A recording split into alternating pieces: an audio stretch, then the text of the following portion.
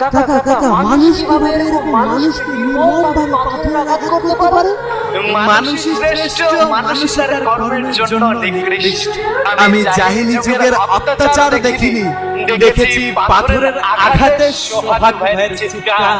যারা এমন নির্মম চিত্রের সাথে জড়িত তাদেরকে জানাই ধিক্কার। আরে কেড়ে নিলে তো তার প্রাণ। দেখেছো কি তার সন্তানের চিৎকার? কলিজাটা ফেটে যায় যখন তার ছেলের মুখে শুনতে পাই আমাদেরকে এতিম বানিয়ে দিল। মনে রেখো আল্লাহ ছাড় দেন, ছেড়ে দেন না, তাদের বিচারও হবে, এইটাও ভুলেন না। আজ জীবিত আছে তো কাল মৃত, হয়তো তার হাতে সোহাগ ভাইয়ের প্রাণ গেল, হলো আরো কত।